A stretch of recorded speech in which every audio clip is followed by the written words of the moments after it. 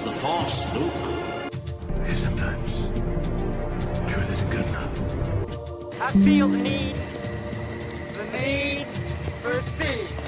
Ray, when someone asks you if you're a god, you say yes! Because it's their time.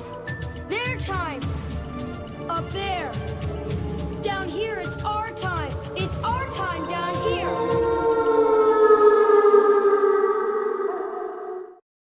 Yeah, that's right. It is our time down here because it's Wednesday. It's 9 o'clock Eastern, and we have staked out Wednesdays at 9 Eastern for FrostCast, and we're going to welcome everybody in to FrostCast 49. That's right. We're hitting middle age on the cast already. Next week's the big 5-0. Woo! That one kind of quick. But, dude, 49 straight weeks. Dude, we haven't missed a week yet. That's pretty slapping. In a million years. To include Christmas. To include Christmas. Yes. To include the entire holiday break. Yeah. You know, November through December into January. Craziness. That's right, dude. We're nothing if not reliable. We're not very smart. We're not very entertaining, but we're damn reliable. We really are. And right on time, Mr. Reliable himself. What's up, boss? Good to see you. That's right. Pape's here every week. We want to see the rest of you here every week. Now, I do want to get something out. Get a little channel maintenance out of the way.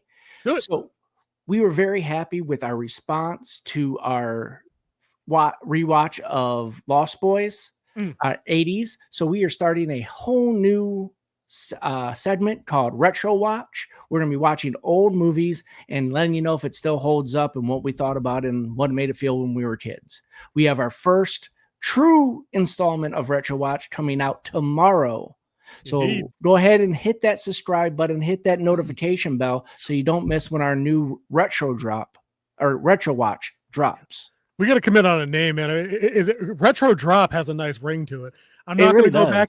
It does, dude. Maybe we will. We'll talk about that because I already have in the video tomorrow a couple of like graphic sequences that have little synth music and it says Retro Watch. I had to go back and fix it because it said Retro Rewind. Now you're talking about Retro Drop, dude. Pape, I agree. I think we really hit on something there. There was a lot of great feedback on the Lost Boys. Lots of good views, lots of good comments. People were clarifying stuff about some of the behind the making of the movie kind of thing about the origin of the murder capital moniker that the town from the movie carried. I got it a little wrong. Somebody corrected me. I love when that happens. I love being wrong about things and having actual seasoned, knowledgeable folks dropping a bit. No, young blood. This is how it is. It makes me feel a little younger, so I'm okay with that.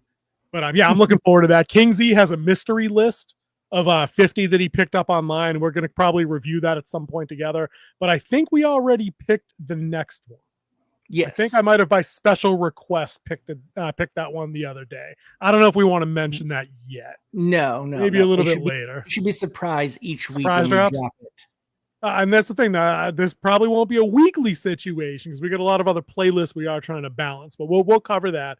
But Retro Watch or Retro Drop, that's a poll. We throw that to a poll.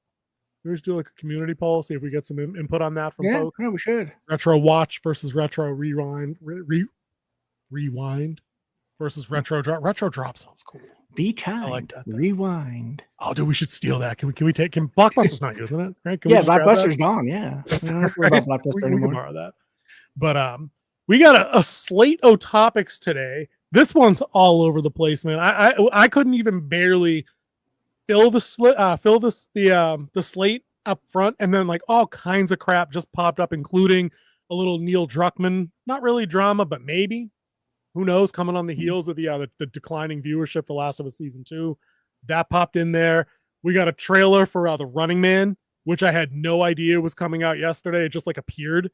And I was like, dude, I thought this wasn't going to be done until like 2028 or something. I had no idea like it was even being shot. I thought there was like the rumor that Glenn Powell was attached and what's his face is directing, the Ant-Man guy. Everybody loves him. Edgar Wright. I'm like, oh, dude, this is some craziness. This is actually a real movie. And then I saw the trailer, and then like an hour later, you messaged me, and you were like, hey, dude, did you see that Running Man trailer came out? I've seen it like 7 times. Yeah, I haven't watched it yet. Okay, I don't want to tilting my hand a little too much. I'll just say I liked it. I like the vibe. I think you'll enjoy it as well when we get there in the evening. We also have some of the other stuff we usually cover for you guys. Our thumbnail topic today is the box office has gone completely awry with a couple of movies that I thought might be okay. I thought Pixar had kind of recovered with Inside Out 2 last year. or the year before. I think that was last year. But they're right back to whatever kind of low expectation having shenanigans they did with Elio. Major bust at the box office. There's a lot of drama, I guess, went into the making of that I didn't really follow. I don't think Elio, as far as their movies go, got any of the kind of marketing that their stuff usually gets. I remember it appeared on our January graphic about what's coming, and we were like, "Is this a movie about the pizza? What the hell is Elio?" Emilio. I'm like, ready for some Elio's pizza right after school, right? Like, no, it's an animated thing from Pixar. I'm like, okay, let's take a look at that, and that did not do well. And then maybe more surprisingly, I don't know if you have box office numbers on Megan. I do. I got it I got it all right here in my notes. Let me cue you right up then.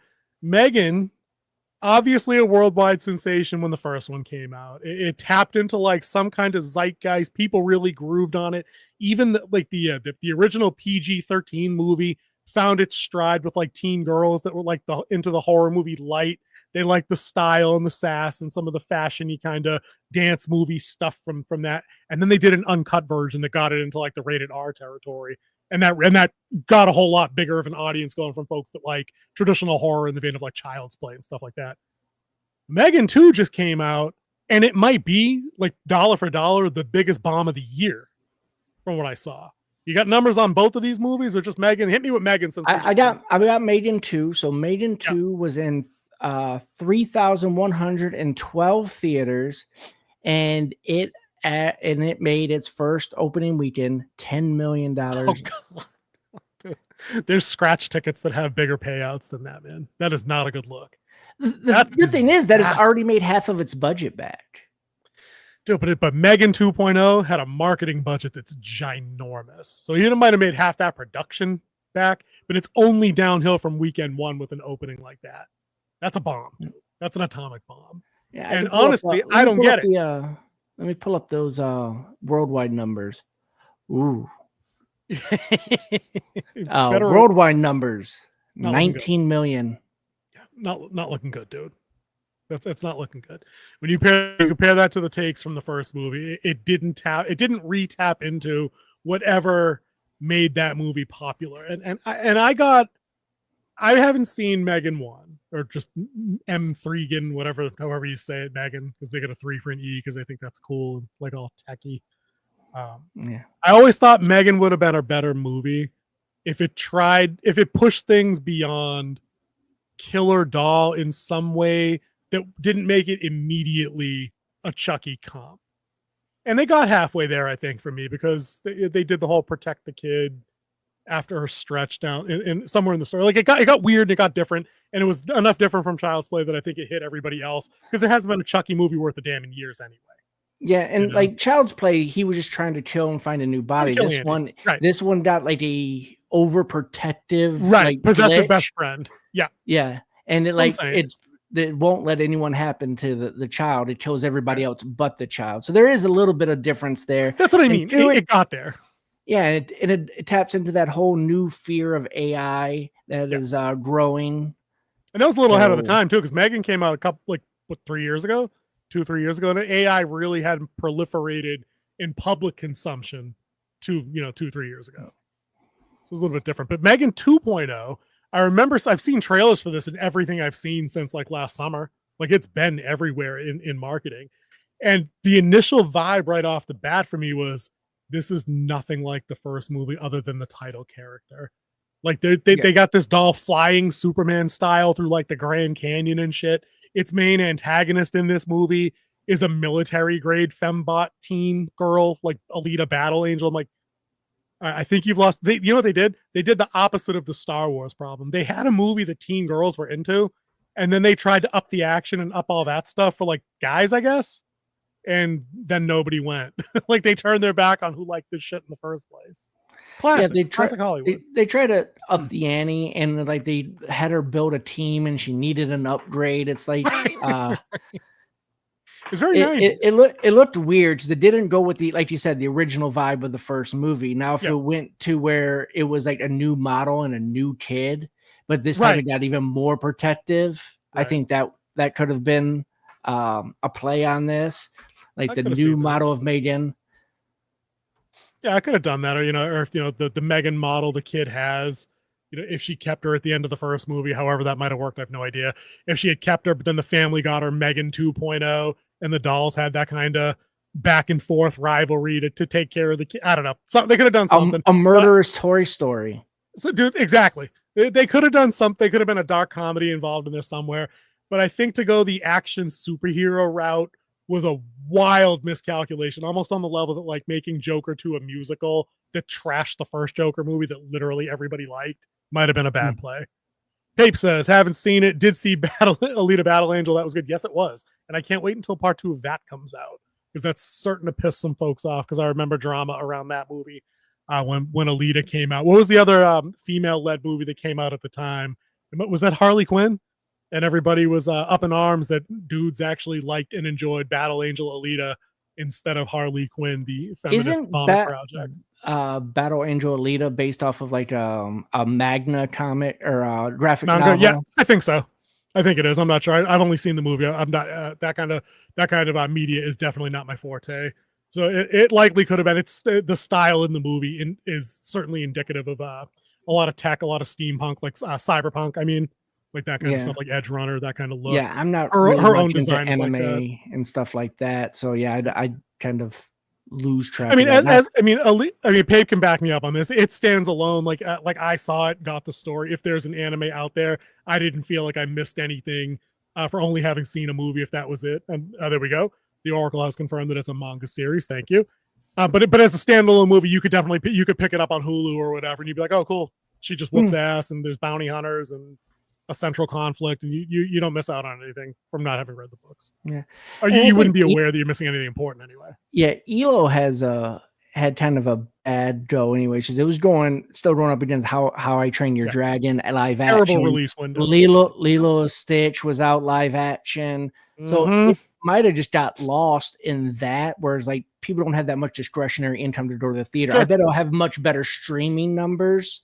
It just getting pinched between two big name kids movies and then trying to bad play. Parents don't have the money to go to the theater every week with their kids like they did back when we went summer, when it was like $1.25. You know, though, you've got to know as the consumer, not as the consumer, as the producer, as the production company, not like the one guy. You know what I mean? Like the person putting it out there. You've got to know what your competition looks like, and if you look at that slate, you have to know that How to Train Your Dragon and Lilo and Stitch are going to smash. Number one, you have to just know that going in, right? Their brand recognition up here, like off camera up here, right? And then you also have this is where they screw up. You have to be honest with yourself and what you're ready to put onto the market. Elio, from what I've read in other reviews and commentary, right, is hopelessly derivative of 15 other things, right?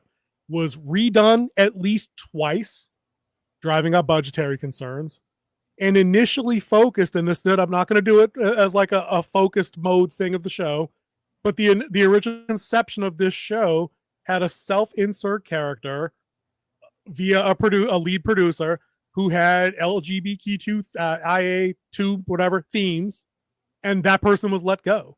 They then pared back all that stuff out of the movie and had to recobble together a feature film based on removing those elements.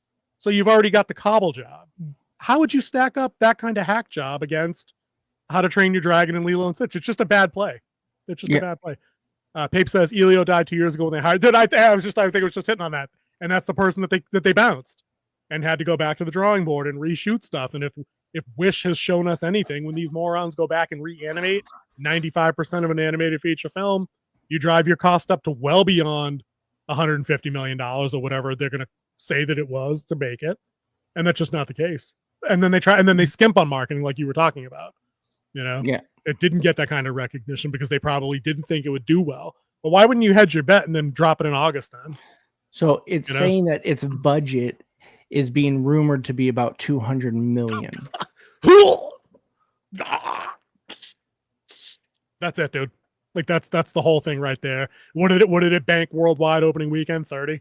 I was reading 35. Okay, so 41 million domestically. Oh, really?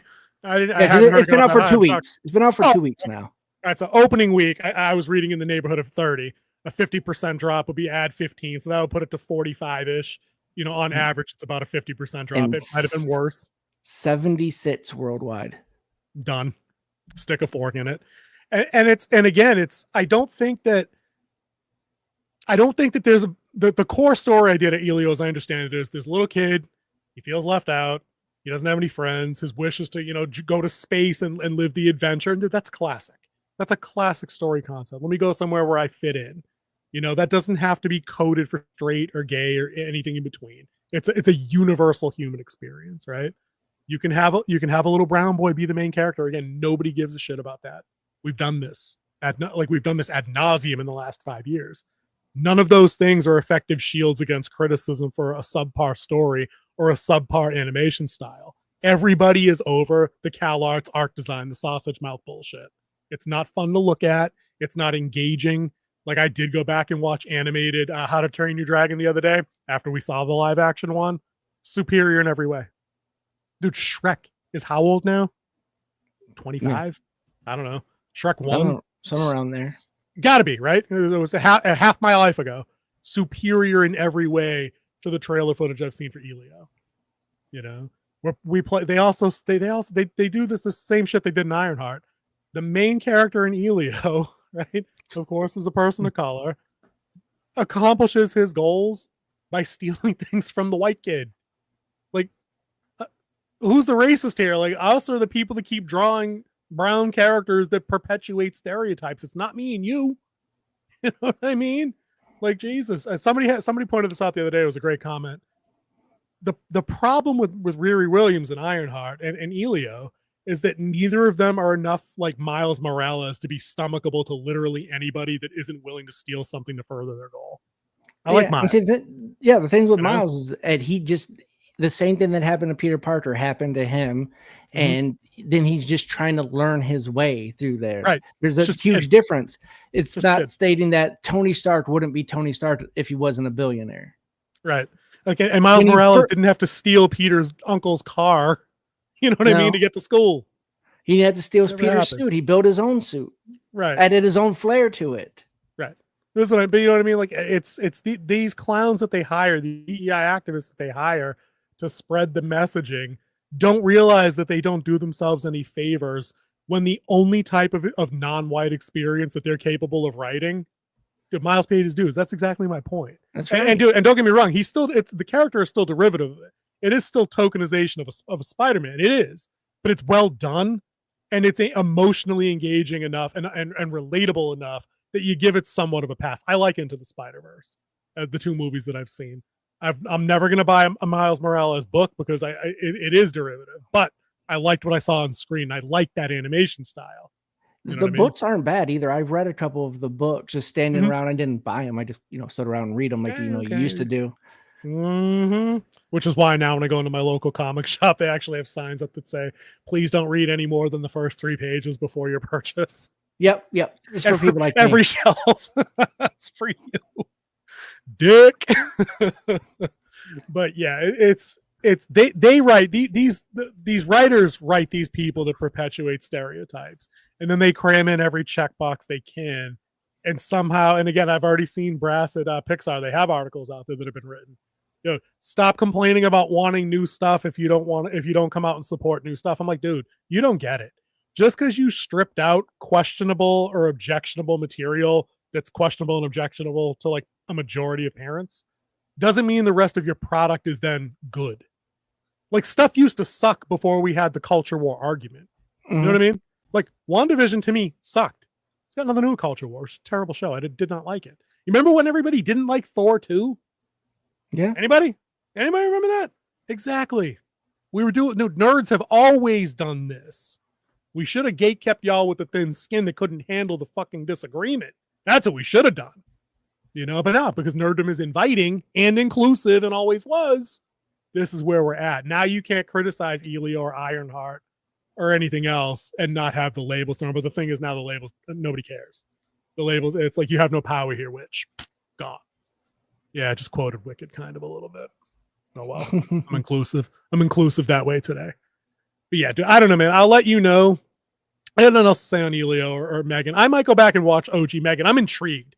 I'll be honest. I'm intrigued to see how such a precipitous fall happened from something that when we saw the trailer for Megan 2.0, when it came up on our January graphic, I thought this movie was going to make bank. I thought it was going to be automatic. I thought this was going to be the new horror series in a way that Terrifier is just making bank. They already had a spinoff plan for Megan. I was reading the other day. That's probably done, based on the haul here.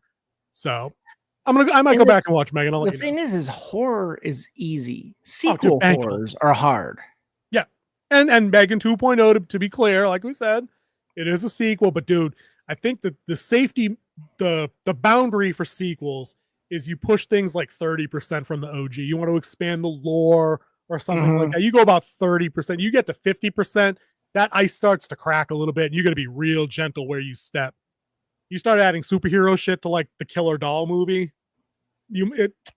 Literal shark jump. Literal. Oh, dude, when we start that playlist, Megan 2.0 first feature, shark jumpers. M3 Bright Guard took a left turn. Dude, seriously. Like there was a cliff. It walked out like 10 steps like the coyote and then fucking looked around and put the help sign up and then over. So R.I.P. Elio and Megan 2.0. What's next? What else we got? Dude, anything goes. You want to go through the trailers? Anything. Yeah, let's do some trailers. Let's do that. Let's take a peek. All right. So we got 2 of them this week. This pretty much has become a part of our shows where we watch trailers and stuff. So let's go ahead and get that first one up, which is Running Man. This will be my first watch. Of course, he's already seen it. So I'm kind of excited about this because we all love the Arnold Schwarzenegger Running Man from 1983, I want to say. But this one is supposed to be more true to the book. Like this is supposed to bring out the real story by Stephen King. So all right, before you roll it, let me just say 87. From what I've seen, thank you, 87. From what I've seen, this is about 100% closer to the book than the Schwarzenegger version of the movie that we like. I was missing, and that's not to say it's not in the movie. It looked like it was missing a single key element, and there's no way in hell they use the same ending from the book, and I'll tell you why after. But let's see the trailer and see what you think first. I'll shut my mouth. Filming me!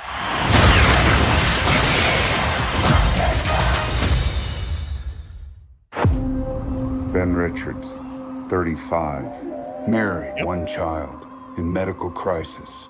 We need money for a doctor now. Ben. From the book. Employment status, blacklisted. From the but book. There's still a way out for you. It's the biggest show in the country. It's a vibe. It's our birthright. Set it free. Welcome to the Running Man. People on these games never come back. I'm not trying to get myself killed, so kiss my ass twice. Right there is why you can win this game. The rules are simple. Survive 30 days with the entire nation hunting you down. The book. On the book, powerful. Slum side for good. I'm gonna come back here and burn this building down. I promise. That's the spirit. How he does that is going to be. God damn it! And we don't put up with no bullshit. Yes! Hunt him down.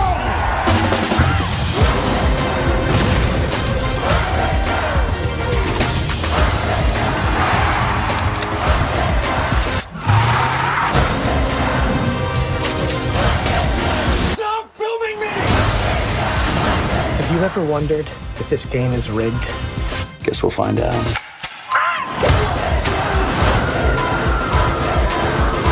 That's a good sign for the ending right there. Moving up too fast. Hey, buddy. You're on Freebie. That's what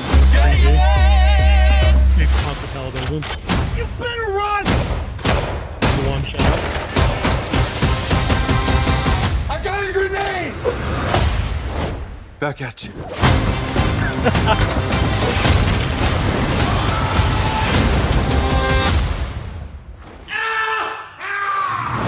I'm still here, you shit eaters.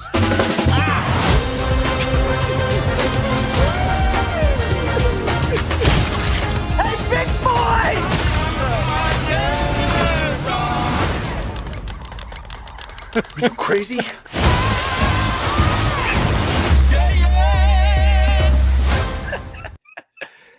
November 7th. Oh, that Looks is good. that They have looked good. Coleman Domingo in there, who's awesome. Fact. All right, dude, take the floor. Have at it. Oh, that looked good. I'm kind of excited. Now remember, this is under the Fair Use Act that we are watching this. We were commentating. This is for entertainment purposes only and review purposes. Exactly right. Exactly right, dude. I love the Arnold movie unapologetically. I do. Yep. One of my favorite old school Schwarzenegger movies. I remember as a kid, because I'm a sucker for these, and we don't do this enough in movies, and I wish we got back to this. The not like the title crawl necessarily, like Star Wars has the crawl, but like just text on screen at the beginning. It's like the year is 2037, all governments default, like that kind of thing in sci-fi. I love that shit. Running Man at the beginning had a dope ass overlay that I think comes straight from like the prologue to the book, and it talks about how it like basically they predicted reality TV like 10 years ahead of time, where people would compete for money. And then they further expand in the Schwarzenegger movie to the point where like it's all government controlled, where like the Department of Justice has an entertainment division that they obtain federal prisoners for so they can force them to compete. And the book is so much more about Ben Richards' background, his motivation, and then like his literal month-long journey to see if he lasts long enough to claim the prize. And then what he does at the end, it's kind of a bit of a twist to the end there, but I like that it's on a plane. That bodes well. The book doesn't have, if you remember, the gladiators from the movie with like Sub-Zero, the professor with on the ice with the sword hockey stick. It doesn't have Dynamo, the electric one that's singing opera. It doesn't have any of that. Any of that campy crap. It looks like this trailer is blending some of the campy fun parts of the movie, like the game show format with the pyrotechnics and the screaming audience and the Killian from the Schwarzenegger movie be like, who do you love and who loves you, like that whole thing. This guy looks like he's got a spin on that, and I like a hunt him down, like that's kind of cool. But the vibe is strong, and they captured all of that. But I think they're doing more of it's just going to be Glenn Powell on the run, setting traps for like the security personnel that are trying to apprehend him, and escaping like citizens that are all like trying to catch him on camera and like call in his location because they get money for doing that. Like in the book, he gets a certain amount of money for every day he survives and every cop / security personnel that he kills. Like there's like a dollar value attached to surviving along the way. So, dude, I thought just like the vibe of the thing reminded me of old trailers. Man. Good, it's had hype music, action bits, a couple of the jokes. You know what I mean? That's what I want to see. That's what I want to see. Yeah, that was actually a good example of editing a trailer too, to the way it was synced to the music, the way everything happens. Because as we're told in a trailer cutting class, is like you have a meal and you just want everything you like out of that meal. You don't want the green Brussels sprouts or this over here, even though I do like them now, but beside the point. You want the fries, was Kingsy's last and you want the more Werewolf, fries, and you want the burger, and you want another burger, and you want that chicken fillet, and then just cover the whole thing with cheese. That's how you edit a trailer. That's how it's done, and that's what they did. And I think Glenn Powell nails some of the comic presence that I don't think I've seen. I mean, I'm not a big. I don't know everything he's done. I've seen him in Maverick. I've seen him in like 2 other things, I think. So I don't know him. Twisters. Yeah, like he's up and comer, or he's here. Like maybe he's the biggest movie star we got besides Tom Cruise. Like him and Sydney Sweeney might be the closest things we have to movie stars, literally or legitimately. He is the one who's going to be taking over probably the Clooney Pitt type roles. Handsome guy, I could see that. He's tall, he's kind of fit, he's got the jaw. That could work for him. Women love him. That doesn't sound it, and like dudes I think he's funny. Yeah. We get a whole lot of the comedy out of him, and like we got some of that out of him in Twisters. He had some dude bro in him in there. But he also could play that. He has that douchey guy type look where he could play that, or who has like the heart of gold.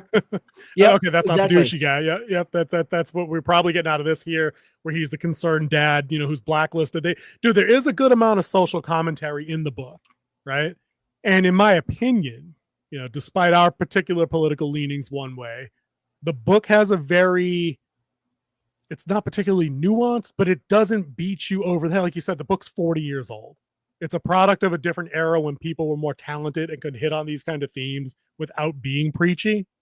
You know, because until I read the book maybe like 4 years ago, you know, height of Biden, height of COVID, pandemic lockdowns. So my frame of reference was just the movie from like when I was a kid. You know, but now I'm reading the book as like a grown ass adult. Like I can see some socialist themes in it and whatnot, and anti-corpo themes, but I'm pseudo anti-corpo anyway. I just don't lean on the progressive side of stuff. But I'm interested. I'm down. I can't wait to see what it does. I'd like to see if they hit this, if they can do other King short stories or some of his other non-adapted novels. I'm down. We don't need another Stan movie. We need some other, like a redo of I this. can't believe they greenlit another Stan. They've tried 2 TV movies. That's only 2, really? And did at least one big screen. Idris Elba was in at least one big screen movie, right? No. That was Dark Tower. Isn't that the same thing? Isn't that one of the books in it? Okay, my bad. Okay, I thought it was. So there is a crossover, and that is Flag. Flag is the only one who crosses over between those 2 realms because pretty much Flag is the devil, and the Dark Tower is his realm where he is. The gunfighter is the person who comes after them to keep him in check. Even I know it's gunslinger.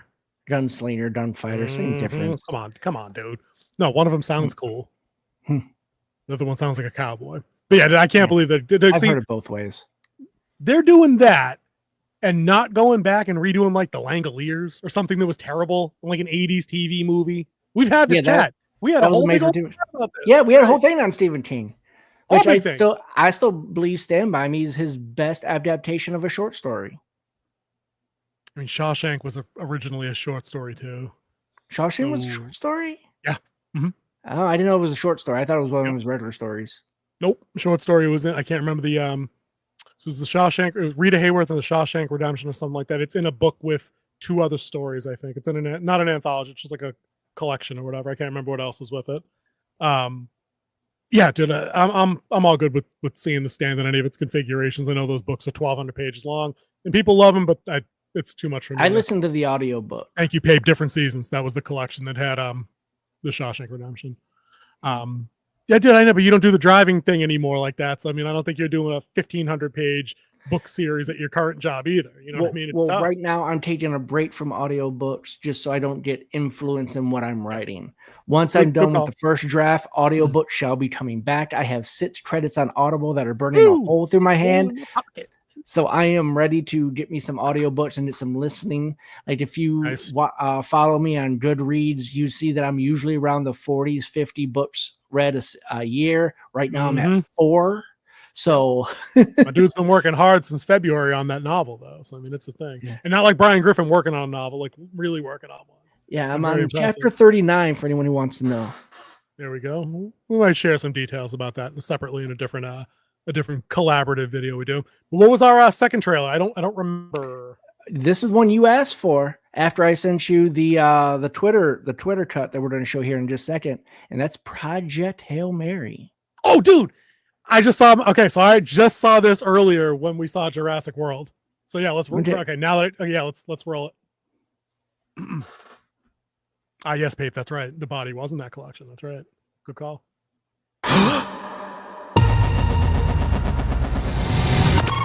Please state your name. Ryland Grace. I just woke up from a coma. I'm several light years from my apartment, and I'm not an astronaut. I'm not an astronaut. If you don't go, you die. With the rest of us.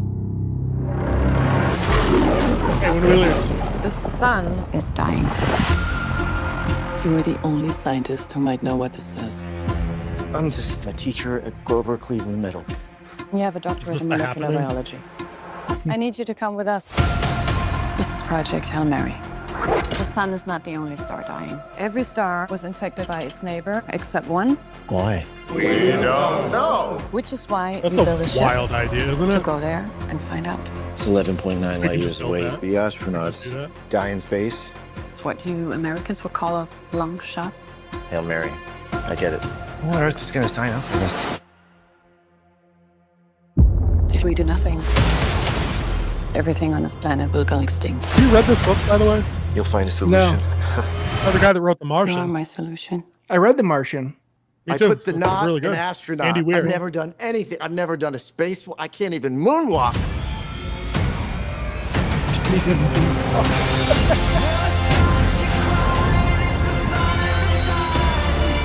Good song.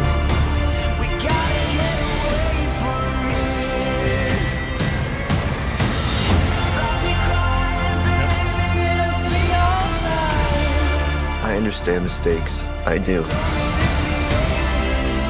I wonder if that's My a new place is in book. the classroom. The world is wish. counting on you.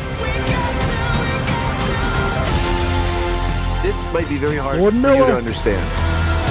But some people Made so are not well. good at things. You know who you are.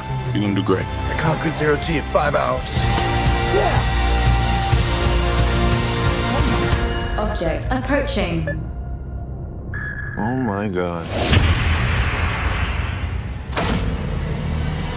That's not wild.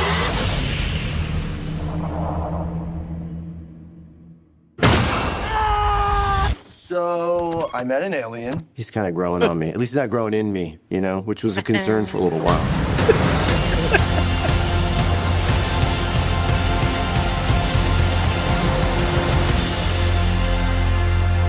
Dude, I'm Grace. I'm gonna call you Rocky. Thumbs up. No, that's thumbs down. We do the thumbs up. It's close enough. Yeah, dude. Listen, this might be your shot at sci-fi redemption for next year. Like where, what was that crappy Pattinson movie you saw this year that bombed? Mickey 17. Mickey 29 or whatever it was. Yeah. Mickey's I not think going to watch it again? Mickey, I'm not watching it in the first place after you told me it was terrible. And Ruffalo was in it being terrible. I'm good with that. Yeah, there's some Red Dwarf vibes for sure with some of the other comedy bits there. I can see that. Definitely. But maybe this is redemption sci-fi here. It's by Andy Weir. We know the guy knows his stuff with the space exploration novels. The Martian was a great gripping read. I thought the ending a little, I fired myself into the chair. Yeah, I don't know. If you did the Martian audiobook that's read by oh my, I just blanked out his name. I read the book. I don't know the audio. He's one of my favorite readers too. It's definitely not the guy that did Joel Abercrombie's work because you hate that guy. No, not him. That guy is too nasally. It's old British dude. He's Gandalf. I love him. Abercrombie on a tear though. He's got like a new trilogy out, I think, that I missed. But let's see. While you're looking for that, I'll just talk about Project Hail Mary then. So keep folks in it. No, I'm just kidding, guys. You can find your name. I won't talk over you. Not too much. Will Wheaton? Oh God. No, not Will Wheaton. Shut not up, Will Wheaton. Shut up, Wesley. Will. No, that's the new one. The old one was what's his name? Oh God. No, we're not. That's not what it's. We're the Wesley Crushers. Yeah. Did I? I don't. The He's Wesley a Crushers. Good one. Good one. Classic from Big Bang Theory. Yeah, I like that. It sounds like you're a fan of the team, but dude, I like the trailer. I like when they get some dramatic bits in there, and they have the occasional comic bit. You know, they don't do the constant Marvel undercut. Like when this dude's going to be fearful for his life, there's not going to be a quip coming. I guarantee that. You know, that's not, I guarantee that's not the vibe of the book, and I haven't read it yet. I'm going to pick it up probably tomorrow. That's how much I enjoyed the trailer. I want to get the raw feel from the book before the movie comes out next year. Yeah. I love The Martian. It was a great read. Okay. R.C. Bray, great sci-fi voice. He did the whole Galaxy Edge.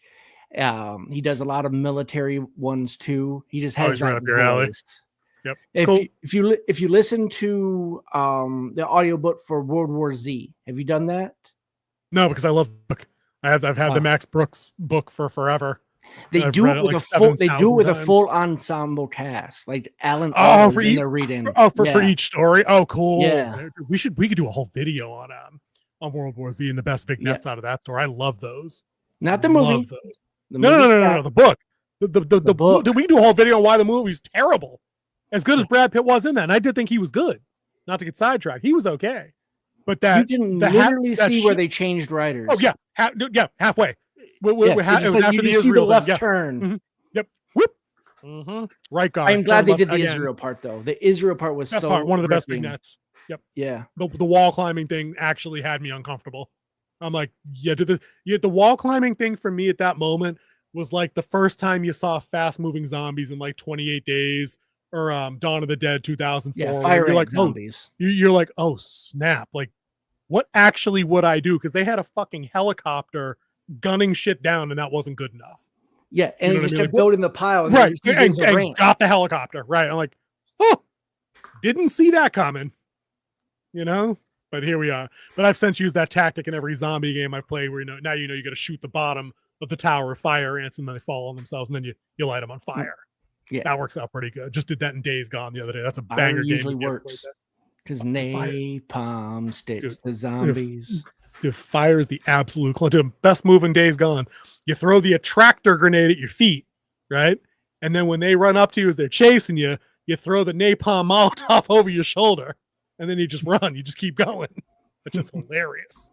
I'll send you some footage of that on the PlayStation if I can port it over.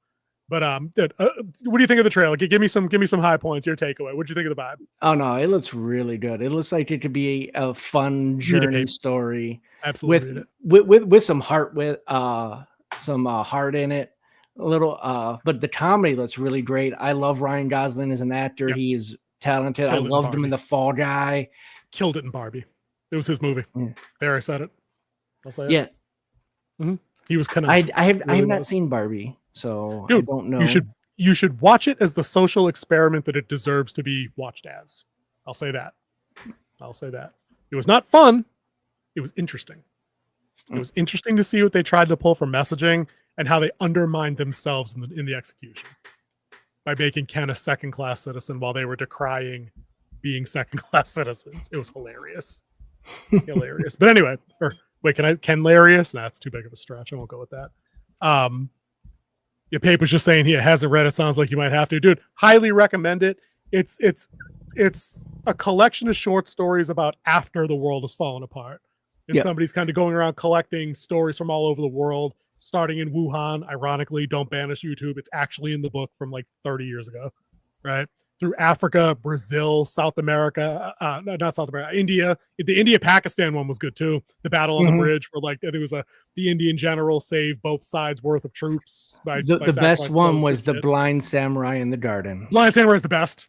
Awesome. That was a good one. Dude, I'm a sucker for the Battle of Yonkers in that one. I like Yonkers.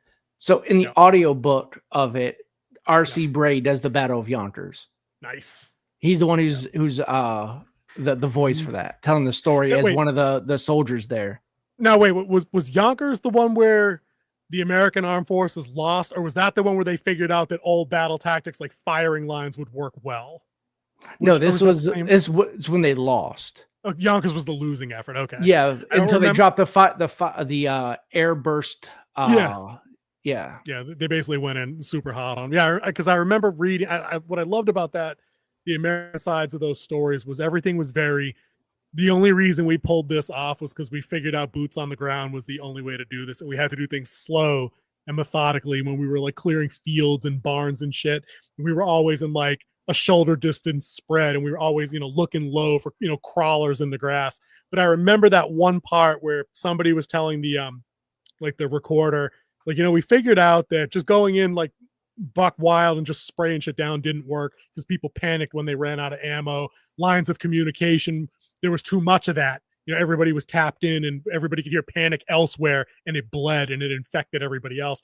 They're like, we figured out that if we just did Revolutionary War firing lines and you fired single headshots until you were dry, and then you held up your gun and somebody else rotated to your spot and they shot until they were dry. And then you got a little break, you get E right and stuff I'm like that. Yes, dude. It was just there was so many clever stories like that. Like one of the good ones was out of Africa where they were like, it was from like a very rural village, and they were like, everybody thought we'd probably die first because we didn't have machine guns and shoulder mounted rocket launchers and shit. But they're like, but we had like our village and that's all we had.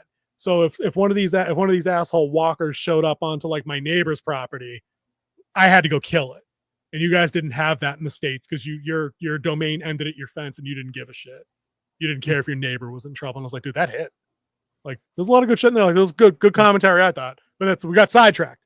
Project Hail Mary, March 26th next year, though. Ouch. Yeah, it's gonna be a little bit. They're probably still editing it together. It looks Yeah, like it's done with production. I'm reading it. I'll have that book by the weekend, and I'll have it read by the end of next week. Looking good. Definitely looking good. Yeah, all right, what else we got? Oh, never mind. Catch up. Yeah, speaking of adaptations, we just wrapped up the second season of this that had declining numbers due to this. They made the same mistake they made in the video game, and everyone was like, okay, now what? And didn't build a strong enough base to carry the weight of the load. But this does not bode well for it, because go ahead and pull up the Twitter. There we go. And we see that Naughty Dog head Neil Duckerman will be instead focused entirely on game development of Intergalactic's The Heretic Prophet. Good leaving Lord. the writing of season 3 for HBO The Last of Us to Craig Mazin. Yeah. So he's leaving the production of The Last of Us. You know what they say? Rats leave a sinking ship first. Dude, 100%. Right now, hold on. I'm gonna do a thing. I don't usually do this. Right? How do I take control of how do I share my screen? You got to boomer me through this because I got to share my screen. Yeah, go to present and go Where's share that? Down screen. here at the bottom. Yeah, Present. that's the settings. Hold on. Bear with me. Yeah, share screen. Okay, there we go. And I think this is the one. Yeah, there we go. Okay. So this is the main character from the game he's going to work on. I'm just going to say that out loud and not add any additional commentary. That's all I'm going to say. I'm just saying that. Okay. That's it.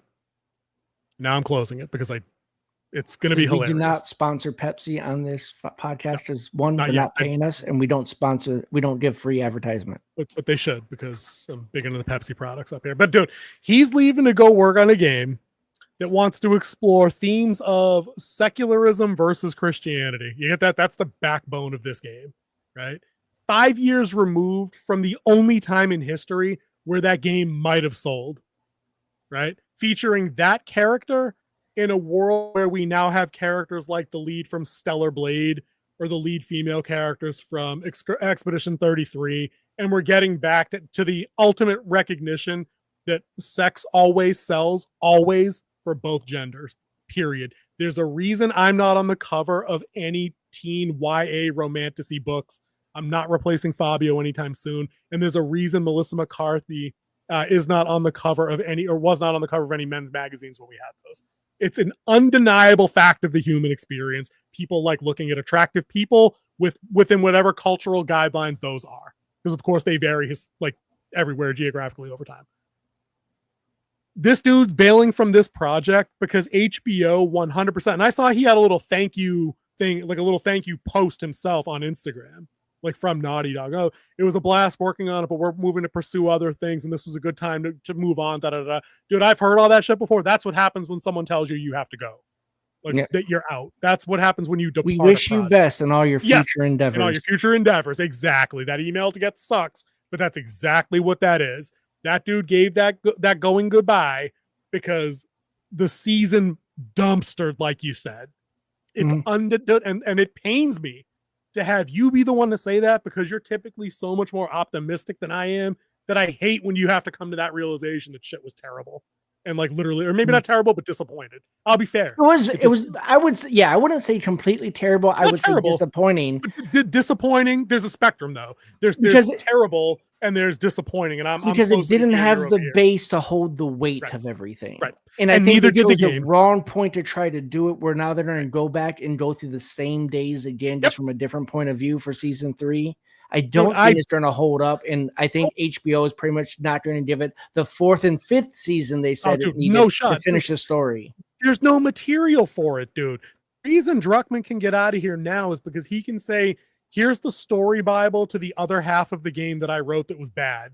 That at least, dude, I'm not saying it's everybody. I won't even say it's most people. I'll say the second game was divisive and at least half the people didn't like it. Yep. All the little awards it won were all the corporate shill awards. But when you get into user scores at various sites, they're all 60% and lower. Not a good look. Not a good look. So he bailed knowing that he can now distance himself from this flop that's incoming and pin it on other people. Yeah, he can go. The season 3 completely failed because I wasn't there. Wasn't me. Not even I had other ideas. Set season 3 up at all. Exactly. Dude, it's funny because people still, I don't see anybody defending the Acolyte anymore, right? That's like that. No, I still do every day. Really? I see posters every day. Acolyte season 2 is inbound due to heavy fan, on Disney Plus. Yeah, dude, I've seen some of that. On my feeds, it's been thinner lately, but maybe it's because The Last of Us just ended a month ago or whenever it was done. People are still out there on social media trying to defend that dumpster fire, and you can show up with like graphs and charts and be like, actually, no, like here's the downward trend, and none of that works, and they, oh no, but it's still really good. You can show them the inflection points where, like, had they made changes from the game, even if they want, hey, what's up, Isaac?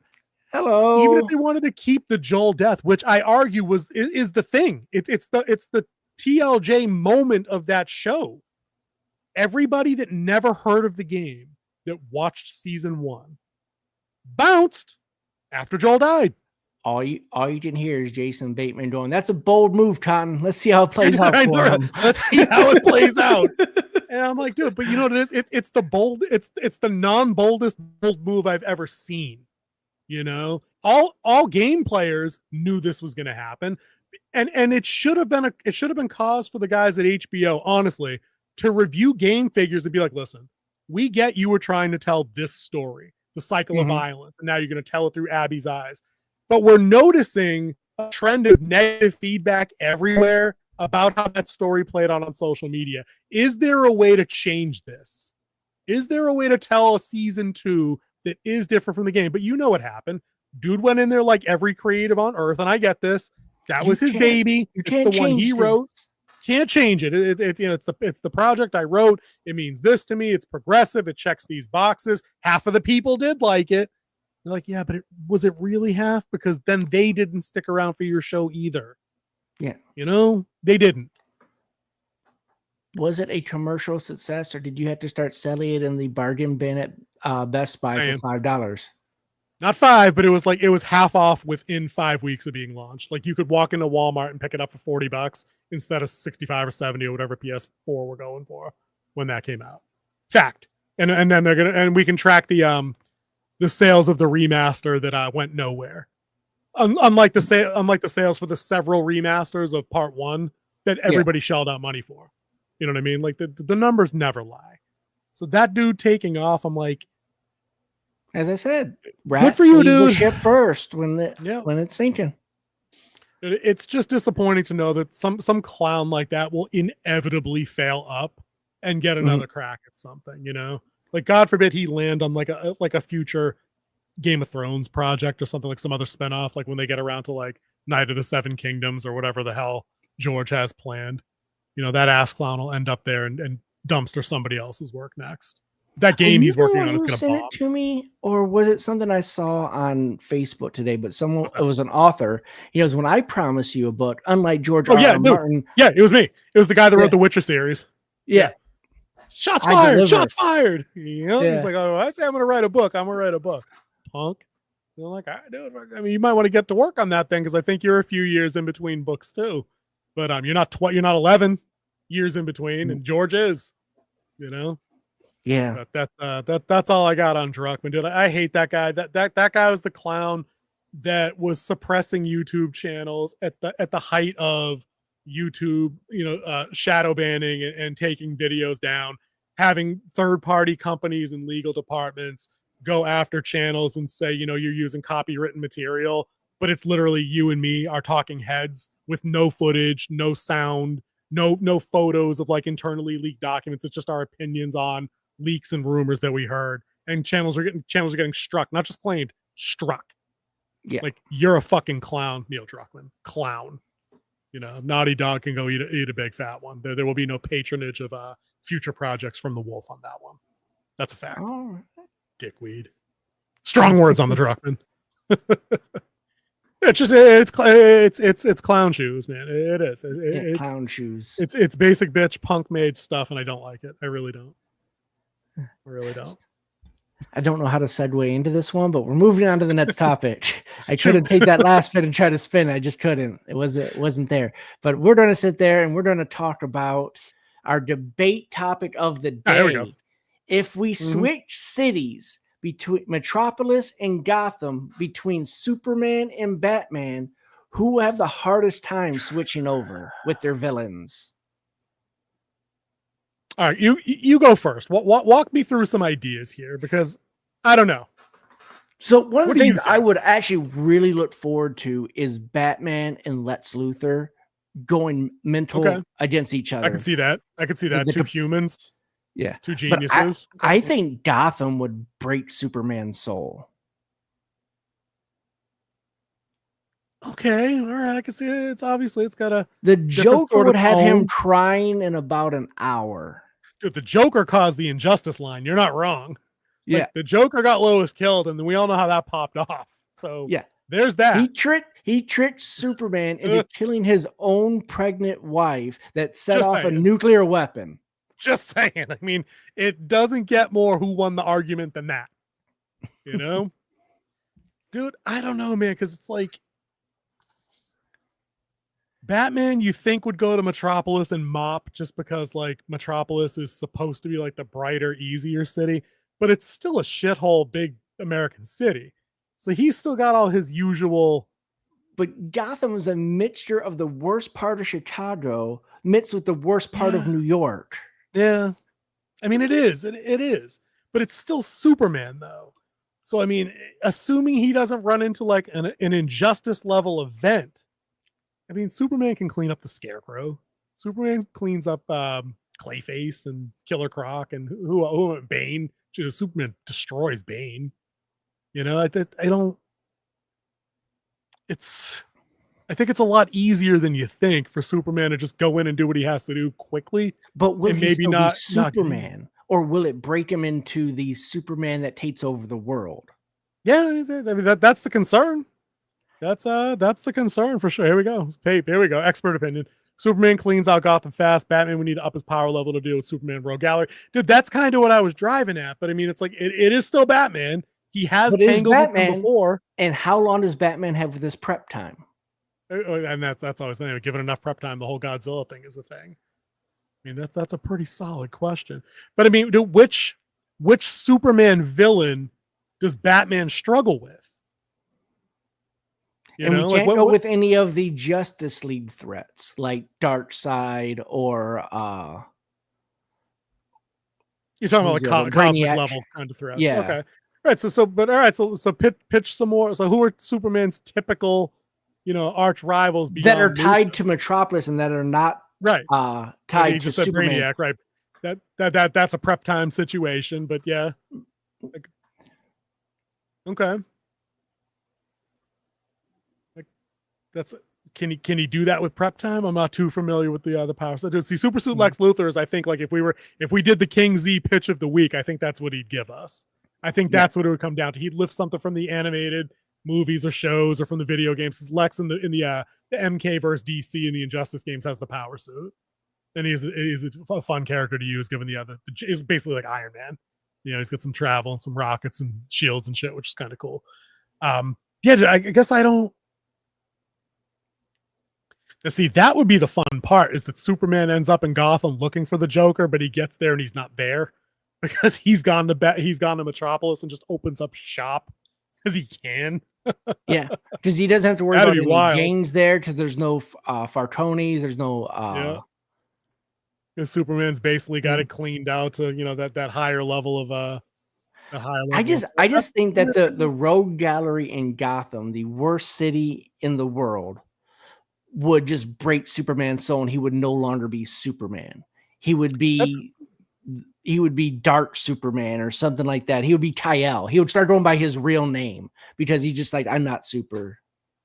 Yeah, I wonder, like, what does Superman do facing even a semi-mundane victim like Zaz, who just cuts himself and murders people? So, you know, he could one punch him, he could defeat him, but do you really think the big blue Boy Scout can look at that kind of violence and not be affected somehow? Yeah, I don't know. Because when you stare far deep enough into the abyss, it starts to stare back into you. That's right. And that's a super and Batman. abyss. Now with the Batman versus Zod and versus Doomsday, go ahead, pull that one back up. Those are Superman tied villains. I said it can't be tied because that's not a Metropolis tied. Let's get a lower list of who he would be competing with then. I'm not too familiar with that side of the comics. You know, who are the lower level threats that he would have to fight? Who are street level? Would he waste his time with street level? You know, it is a Brainiac situation. Brainiac, you know? I just see him fighting Brainiac, but I'm talking about Zod is 100% just Superman because he would hunt down Superman because he's from his plane. Same thing with Doomsday, who's a Kryptonian who got mutated. Yeah, that's true. I could see that. And Batman, we know, would do the thing from the stupid movie they did where he just make the shotgun that fires the kryptonite gas shells. You know, he just hit him with enough of those, and that might have been the worst thing DCEU ever put on film. That's quite possible. I really did hate the end of that. The end of that movie ruined so much shit. What do we got here from IZAP? I'll put him up. Oh, sorry, I put him up. You took him down. But with Superman, crime will not be able to get away with much. Superman can and will find them. Batman was not able to be in too many places once. That's a good point, and that's usually how the arch villains get to Batman is they coordinate. You know what I mean? They run him ragged throughout the night, and then those kind of things happen. So, yeah, dude, hopefully Parasite. See, Mr. Mixoplex might be fun. That would be kind of fun because the whole magic thing obviously gives him the upper hand on Superman. You know, if Bruce finds a way to resist the magical influence, I don't know how he'd do it. You know, but I mean, through sheer force of will, I'd like to see that actually. Batman does have some experience against immortals with Ra's al Ghul. Yeah, true. So sorcery. Yeah, true. That depends on who's writing them, I guess. That's a cop out. I shouldn't have even said that. It all depends on who's writing them. Like that's the easy thing. That is the easy one. Right. That as it stands, you know, on average, is I think what we were looking for there. You know, how do these guys match up? What about sticking somebody like Superman versus like Mad Hatter? That's not like that's Batman though. You know, the Hatter and the other was the Ace Gang. Yeah, new sheriff in town effect that could work. Just Batman gets some Metropolis and just shock and awe. Now I think now Batman has been with Lois in certain configurations of DC comics, has he not? In like the comics where because in the comics where like Clark isn't into Lois because he's into Diana because he's into Wonder Woman. I think Bruce and Lois have paired up. You know, Batman and Selina have obviously paired up in a bunch of different books over the years. Yeah, they even had the marriage of them two. That was fairly. That was in like the last 5 years, I think. No, that was back in the early 2000s, late 90s. They had. Was it? I wonder if maybe they redid the event because I remember it being the cause for some controversy because I think in a modern run, I think she left him at the altar, like during like the cuck phase of like comic book characters getting shit on by crap insert writers to take down all the powerful men characters. So yeah, dude, I don't know. I think they'd probably have some tough. I'll say this: I think they'd each have difficulty adjusting, but I think in the end, neither one of them's having the hardest time because the inherent natures of what defines them. Batman is relentless. He's whatever Metropolis throws at him, he's just going to be relentless in defeat. And Superman is nothing if not a heart of gold. And remember, in the comic, was it where they take out all the Justice League members? They have a animated on this too. All the Justice League members get defeated, and how they did it is that they broke into the Batcave and downloaded. Oh yeah, and stole his plans. Batman's plans on how to beat the Justice League. What was that called? It wasn't Batman Oracle. Was it Batman not Batman Eye of God or something like that? I remember that. I think I actually watched that one a while back. Yeah, I watched it because a lot of them were defeated up on like the Justice League Tower, like in space. Like that's where a bunch of the lower level ones. That's where they trapped Sideboard, and then they had Hal go through the loss of his fiance. Yep. They had Batman buried alive. Superman was shot with a kryptonite bullet. Yep. Flash had a bomb, and he had to keep running at a supersonic speed, or it exploded and would take out a city. Oh snap! He should have run that shit into the ocean then. He did. He was running on the ocean. Hello. He just kept running, but he was getting tired, and they had to figure out how to run that shit into the Speed Force. Yep. And the thing was that Batman was buried alive in his mother's tomb. Okay, that's levels of insanity that I can't wrap my mind around. That's awful. That is awful. But when he gets out, he's whooping somebody's ass. That's the thing. That's going to be an ass kick. And when he's going to be like that scene from RoboCop 2, when the cops come off strike and they just drive over the signs to go get the villain in the street. This guy selling hot dogs on the street says to the customer's like, "Hey, where are all the cops going?" And he goes, "I don't know. They're going to kick somebody's ass." Like that would be it. Oh, and they took out Martian Manhunter and had him drink water. Now, how the hell are you going to trick him into drinking water? He was in the human form, and he was getting picked up by a girl who bought him a scotch, and she made it all water. Made it all water, or just like lied? I think she was magical. Know? Was it like the Enchantress or something? I don't know. Yeah, I don't know that shit. Yeah, I don't know. Good topic though. Good question. I think I'm going to take the cheat answer and go. I think they both figure it out. Justice League Doom. There's the answer. Yeah, I think that's an animated one for sure. But I think that had a pretty good print run over a good number of issues back when, like you were saying. But I'm going to take the cop out answer for sure. Yeah, and they kicked Batman out of the Justice League for it. Yeah. Yep. I remember that one. Remember that you're the only one that doesn't play as a team, Bruce. You got to go. Fuck you, Clark. You can't make me leave. I can make you leave. You ain't got prep time. Good topic though. Another good entry that we had there. Yeah. But I think we're over time. I got one more. I just want to real quick. Okay. I just want to ask, do you have the Street Fighter casting list by any chance? I do not, but I do know two people who are in it that they cast. Would they be the two wrestling dudes? They would be the two wrestling dudes, Roman Reigns and Cody Rhodes. As Guile. I can see that. I can see him playing Guile. I don't know about Roman Reigns playing Akuma. Akuma's like Heart of Darkness in Street Fighter. It has been for like years. Like he goes back. He goes way back. Guile goes way back too, obviously. But apparently you didn't see Roman Reigns' bloodline run. Yeah, dude. I don't know. Akuma's Japanese, and I don't know. There's that. There's that. And he's Islander. He's Samoan. I mean, there's some overlap there, clearly, historically, but it's not a big overlap, but still. But I mean, I feel like this movie came out of nowhere. Like I saw a headline for it like a couple weeks ago, and I just thought it was like a meme. Like people being like, "Oh, like if you were gonna make Street Fighter, who would you like? How we play?" Yeah. And then like there's more articles and more, and now it's on like Collider and Variety. I'm like, is this a thing? Like, did they look at the moderate success of the new MK movie? And we're getting another one of those obviously this year, I think. Yeah, with that same new guy, Johnny Cage. It's gonna be awesome. He's the worst part of the fucking movie, dude. I don't know if you saw it. Worst part. He was a washed up MMA fighter to begin with literal plot armor. That's his superpower, everyone. He has armor. Skin metal. Armor. Like that whole movie, the first 15 minutes of that movie in feudal Japan with Scorpion in human form, like witnessing the death of his clan and his wife. I could just watch a whole movie on that. Make that movie and people will do it. It's basically Ghost of Tsushima, the game. And everybody like that. Make that movie. Literally, like I need the fan cut. Maybe I'll just do it. I'm just going to go download the movie legally. I'm going to buy it. Fair use. I'm going to talk over it. And then just cut out every scene Cole is in and just have Mortal Kombat characters do the rest of the movie.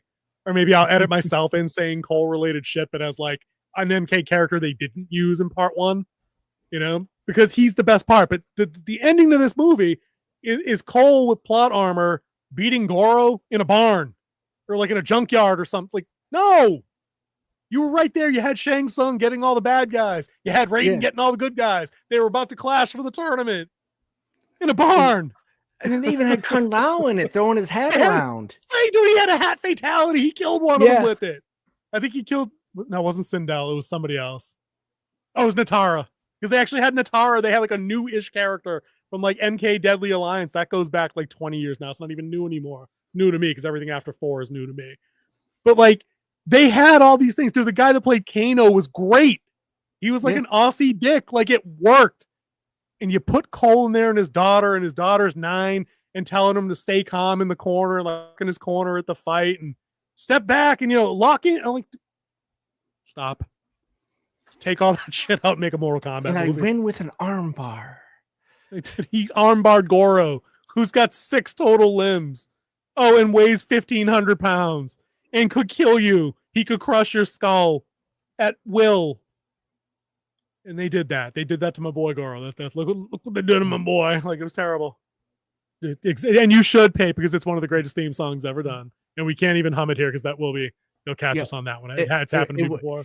It wouldn't do it justice either. Oh no, I could bleat that right out to it. Maybe in a solo spot I'll rock that. But yeah, so we're getting part 2 of that. So I thought the Street Fighter thing was fake, but like now literally that they have a cast, and I think if you go on like IMDb, they've got like 15 people assigned to it. And I'm like, they all can't be real. I mean, like Street Fighter's got hundreds of they're on Street Fighter 6 now, right? And all of the 2 turbos, 2 ultras, 2 hyper fightings, 2 3s and 4s and alpha, and crossovers with Capcom and all kinds of gangster shit. They got characters for days. I don't know how you make a movie with that many people in it, but I also don't want them to remake the Jean-Claude Van Damme one where like Guile works for the UN and they're on a peacekeeping mission to fight Bison. Like, do the tournament. Make Bloodsport, but with Street Fighter. It's that simple. Just do that shit and I'll be happy. You know what I'm saying? It's great. Can we just do Bloodsport? Can we do Bloodsport for the 8? We could do Bloodsport for retro drop. Retro watch. And you know what I'm going to call it when nobody watches it? Retro flop. Oh, it's already writing itself. That's all right. I think the movie tomorrow is going to do pretty good. But I appreciate you guys letting me run over to talk about fighting movies real quick with Street Fighter and MK. They are near and dear to my heart as game franchises, and I would like to talk more about them anytime anybody wants to talk about them. There's a lot of good lore in them. A lot of creative backstory to all them characters. You know this, King. You've been playing MK almost like I have. But all right. Appreciate you guys popping by. Izap, Pape, everybody else. Appreciate the Oracle running things in the background. Appreciate King Z pulling up trailers last second for me. Appreciate that as always. And King Z can read us out of here with the profound goodbye. I might do some MK theme. Happy 4th of July.